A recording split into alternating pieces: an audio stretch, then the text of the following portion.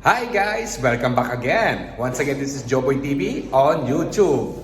Always bring you the best. Eto guys, muli ako nagbabalik sa inyo at nagising ako ng maaga ngayon. May nag-request na magpapaluto ng pancit guisado sa akin. One of my friend, naglambing na talaga siya na bakit hindi daw ako magluto ng pancit guisado. Well, anyway guys, let's do! Nandito ako sa kusina.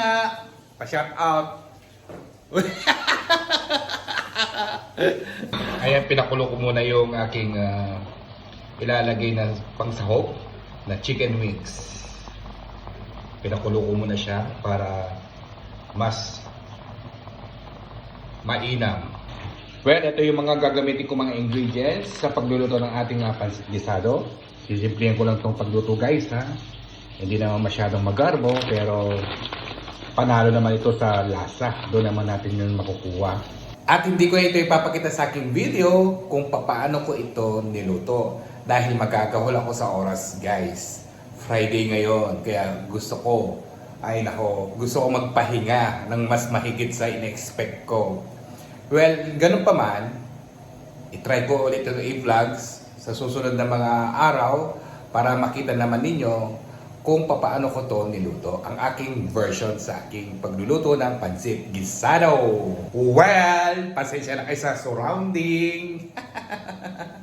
Hindi ganun kalinis yung aming kusina dito. Siyempre public kusina Kaya marami din gumagamit. Kasi yung mga tao talaga dito ay napaka-busy din sa kanilang mga buhay, Kaya napakahirap ang mag-adjust ng oras kapag ikaw ay talaga napaka-busy sa iyong trabaho.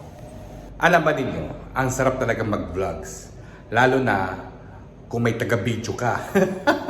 Madali lang talaga kung gumawa ng content, Ito lang naman ang pinakamahirap sa mga vlogger. Dapat kahit paano may taga-video ka habang ikaw ay gumagawa yung content. So, paano na? Ako'y magpapaalam muna sa inyo at dyan muna kayo guys at ako'y magluluto muna ng pancit guisado. Ito na guys yung mga ingredients na gagamitin ko sa pagluluto ng pancit guisado. Yan, makikita nyo na. Talagang ito ay pinakasekreto dito sa pagluluto, Dapat damihan muna ng mga bawang, sibuyas, ayan. Kaya simple lang tong mga gulay natin nilagay. Wala tayo ganun. Ganun na ka-budget, Madali naman talaga magluto guys. Ang pinaka mahirap lang dito yung nakakatagal yung paghihiwa ng mga ingredients. Hindi katulad ng nanay ko, yes. Talaga, ang nanay ko ay expert sa pagluluto habang siya ay naggigisa, nanggagayat o nanghihiwa na ng mga ingredients. Ay, ako hindi ko kaya yun. Dapat ay handa ko muna yung mga gagamitin ko bago ako manggisa o magluto.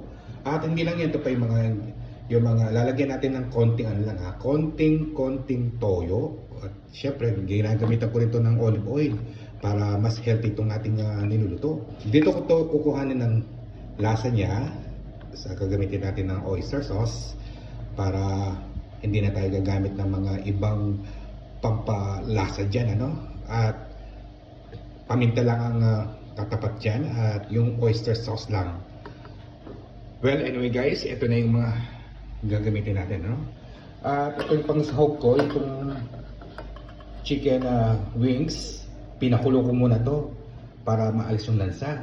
At hindi lang yon, lulutuin ko pa ito sa ginisa para lalong matanggal yung kanyang lansa. Well, let's find out. Ako'y mag-uumpisa na po ako ng magluto para hindi tayo kapusin ng oras. Uulitin ko sa inyo guys, isang technique kung paano mo pa talaga mapapalasa o mapapasarap ang iyong niluluto.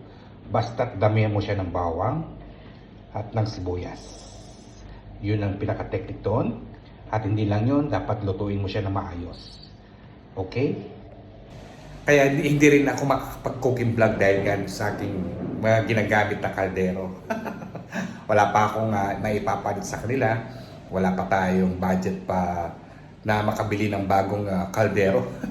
Siyempre, nahihiya din ako na ipakita yung mga kaldero dito sa video. Well, kapag nagkaroon tayo ng budget talaga, bibili ako ng bagong kaldero para hindi ako nahihiyang maipakita dito sa aking video. Narinig ko kanina kumukulog. Tignan natin. Baka ay oo nga, umuulan na. Ayan, mag-i-start na ang taglamig dito. Sadyang pinaghiwalay ko yung pagluto ng bihon at nitong gulay para hindi masyadong lamugin yung gulay. Eto guys, half cook ko lang tong pansit bihon. At itong half cook na rin tong gulay natin para sa pansit gisado. Well, i-transfer ko na to dito sa bihon na nailuto na. So ayan, i-transfer ko na yung gulay dito sa pansit bihon. Ayan, para balance lang yung pagkaluto niya. Hindi mo na kailangan na mangamba pa. Kung ito ay na, baka malapsa, baka malambot, Ayan, ganyan lang yan. Ayan, luto na. Napakasimple.